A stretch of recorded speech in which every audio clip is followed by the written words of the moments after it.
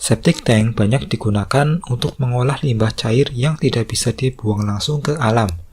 Karena limbah-limbah seperti ini, kalau dibuang langsung ke alam, akan mencemari lingkungan dan menimbulkan sarang penyakit. Lalu, bagaimana cara kerja septic tank? Animasi ini akan menjelaskan secara mendalam bagaimana septic tank mampu mengolah limbah cair rumah tangga.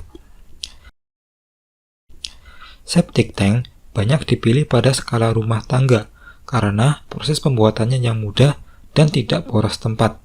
Septic tank ini diletakkan di dalam tanah seperti ini. Jadi, di atas septic tank masih terdapat ruang kosong. Biasanya, limbah yang diolah pada septic tank merupakan limbah-limbah yang berasal dari toilet. Nah, limbah ini akan disalurkan langsung ke dalam septic tank sebelum akhirnya dibuang juga ke alam. Jadi, septic tank bukan penampungan limbah ya. Septic tank adalah tangki untuk mengolah limbah yang awalnya menimbulkan pencemaran menjadi limbah yang lebih ramah lingkungan. Lalu, bagaimana cara kerjanya? Jika Anda melihat apa yang ada di dalam tangki septic ini, isinya hanya 2 ruang kosong, tanpa ada mekanisme apapun. Ini karena proses pengolahan limbah termasuk proses pengolahan limbah yang otomatis, melalui penguraian oleh sejumlah bakteri pengurai. Limbah yang berasal dari toilet termasuk limbah organik karena dihasilkan oleh manusia. Karena ini bersifat organik, maka itu lebih cepat diuraikan oleh bakteri pengurai. Di sini terdapat 2 ruang, yakni ruang primer dan ruang sekunder.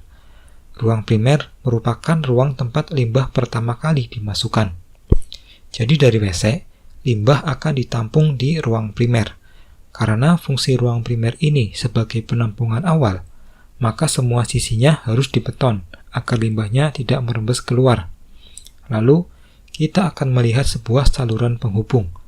Saluran ini akan menyalurkan ruang primer ke ruang sekunder. Namun, saluran ini dibuat pada ketinggian tertentu.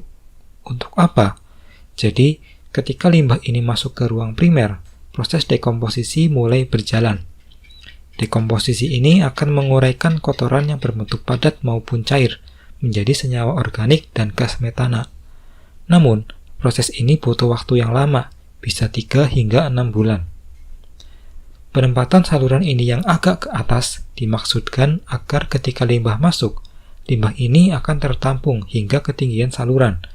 Ketika limbah yang tertampung sudah mencapai ketinggian saluran, limbah tersebut kan sudah tertampung di sini dalam waktu yang lama. Nah, limbah tersebut sudah setengah matang. Jadi, ketika limbah ini mengalir ke saluran sekunder, limbah hanya perlu waktu singkat untuk dimatangkan menjadi senyawa organik. Jadi, proses dekomposisi di dalam septic tank itu melibatkan 2 ruangan. Ruang pertama untuk dekomposisi awal. Di sini, limbah yang sudah setengah matang akan bercampur dengan limbah yang baru masuk dari saluran WC. Namun, di ruang sekunder, limbah yang masuk semuanya sudah setengah matang. Di sini juga sama, akan ada proses dekomposisi secara otomatis oleh bakteri pengurai. Kalau Anda lihat, ruang sekunder juga ada 2 saluran. Ini adalah saluran buang. Disinilah hasil dari limbah cair yang sudah matang akan dibuang. Nah, posisi lubang buang ini juga agak ke atas.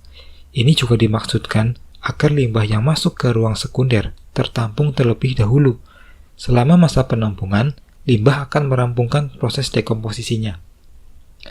Dekomposisi ini menghasilkan 3 zat, yakni senyawa organik yang terkandung pada air hasil limbah, yang mana air ini lebih ramah lingkungan dan justru bisa menutrisi tanaman di sekitarnya. Lalu gas metana yang dibuang melalui saluran kecil di samping saluran masuk dari WC. Septic tank itu wajib menyertakan saluran pembuangan gas ini agar tekanan di dalam septic tank tetap normal. Lalu zat ketiga adalah residu berupa lumpur dan mineral padat lainnya yang akan mengendap di dasar ruangan. Residu ini jumlahnya tidak seberapa karena limbah sebagian besar akan diuraikan menjadi senyawa organik dan gas metana. Jadi, meski ada residu padatnya, tapi dalam waktu singkat ini tidak akan memenuhi ruang di dalam septic tank. Apalagi untuk skala rumah tangga yang kapasitas buangnya tergolong rendah. Residu di sini tidak akan memenuhi seluruh isi ruangan hingga berpuluh-puluh tahun lamanya. Namun, jika kapasitas limbah yang dibuang tinggi setiap harinya, biasanya di bagian atas dibuat semacam tutup. Ini bertujuan untuk menguras residu padat yang memenuhi septic tank. Setelah mengalami dekomposisi, cairan yang ada di sini sudah dalam bentuk senyawa organik yang lebih ramah lingkungan. Cairan ini akan disalurkan melalui saluran buang untuk diresapkan ke dalam tanah. Inilah rahasia kenapa septic tank tidak akan penuh, karena hasil penguraian berupa cairan tidak selamanya ditampung, namun akan diresapkan ke dalam tanah. Jadi, inti pada septic tank itu ada pada berapa volume ruang di dalam septic tanknya. Karena kalau septic tank dibuat terlalu kecil, maka limbah akan sampai pada lubang resapan dalam kondisi belum matang, dan ini akan mencemari tanah sekitar. Jadi, pastikan sebelum limbah sampai ke lubang resapan, limbah harus tertampung dulu di dalam septic tank, minimal 6 bulan untuk mematangkan bahan organiknya secara sempurna. Itulah animasi bagaimana septic tank bekerja. Semoga bisa menambah wawasan kita semua.